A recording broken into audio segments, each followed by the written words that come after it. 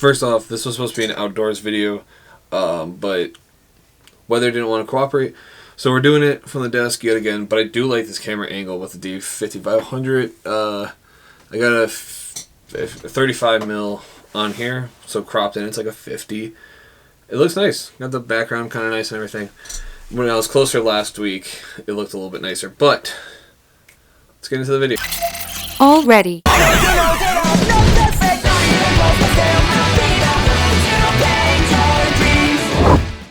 It's getting warmer, and the trails are opening. As I finally come back to the dirt paths, I am greeted by my number one foe, the birder. Yeah, I'm talking about birders this week. I've had my run-ins with these people and how much I despise them for taking up the whole entire trail.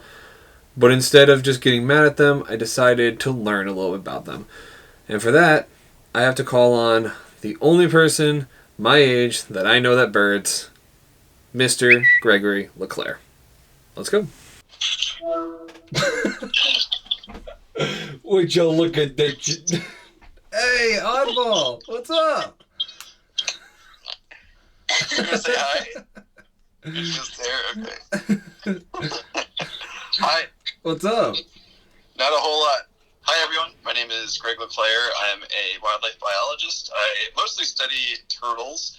However, I'm here to talk about birds, which are another passion of mine. I've been birding for years. So if you've never heard of birding before, it's a very popular pastime. It's actually one of the most accessible ways to interact with nature for really just about anybody, because you can go birding really anywhere that isn't the deep ocean.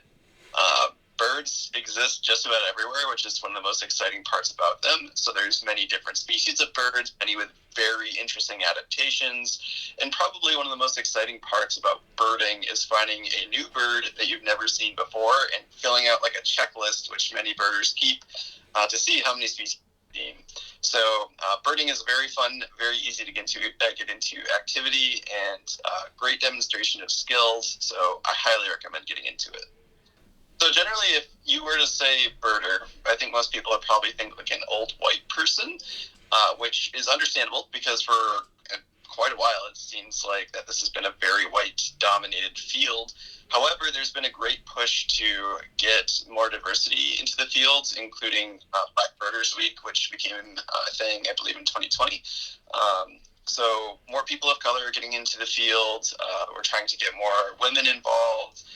Even people of varying age groups, especially really young people, it seems like are getting more involved as well now. So there are like high school birding groups, for example, or maybe even younger that I'm not aware of. But there are birders that are far better at birding than I am, who are like half of my age, which is amazing. So you can go birding without a single piece of equipment, but there are several pieces that can make it easier for you. The first one being a bird guide, which usually is a field guide, probably about like yay big, and they're usually like $10 to $20, and they're a great way to get to know the birds in your area and, you know, be able to identify them.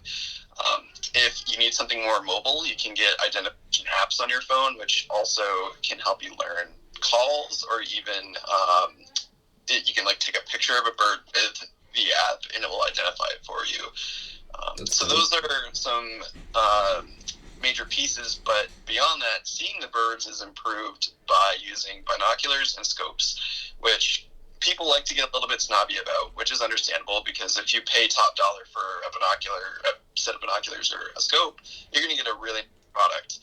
But that's not to say that if you buy a $10 pair from Walmart that it won't do you good either, because by all means a $10 pair is better than no binoculars at all. Yeah.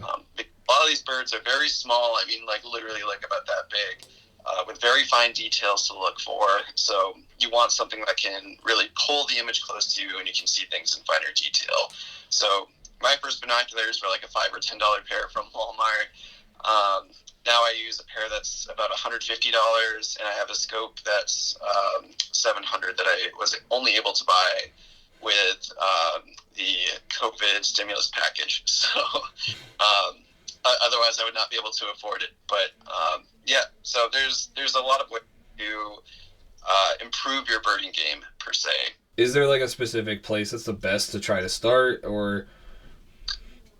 Yeah, so it really depends on where you live, and I highly recommend using a website called eBird, which allows you to explore places to go birding around you. It literally tells where people go birding, and you can click on each location, and it will give you a list of all the birds that people have seen there recently.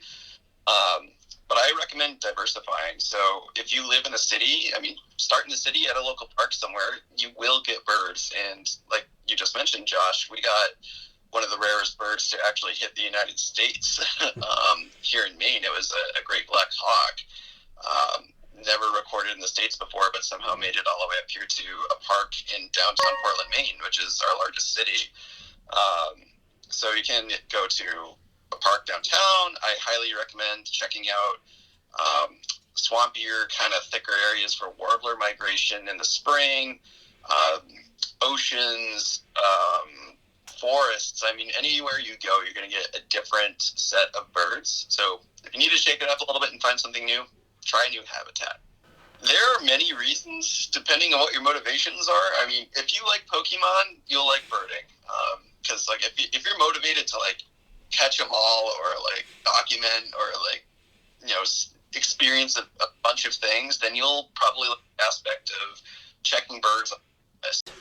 Now take these, your Pokedex and Pokeballs. That's actually something that motivated my girlfriend to join me in birding. Was I made her a checklist. Very motivated to check off as many birds as she can on that checklist. And then some of us are motivated by how we interact with nature. So if you just want an excuse to get out more, which to me that's a great excuse, and to explore more areas, birding is definitely a great way to do it. If you want something that can go anywhere with you, again, birding, just bring your binoculars with you and you can go birding anywhere. Finally, if you're at all like me, you like your hobbies to contribute to the greater good somehow. So birding, you can record the birds you see and where you see them and the behavior that they're doing and contribute it to something. So if you use the eBird app, for example, that's a great way to document your sightings and for scientists to use those sightings in essentially figuring out what birds are up to and how they're doing.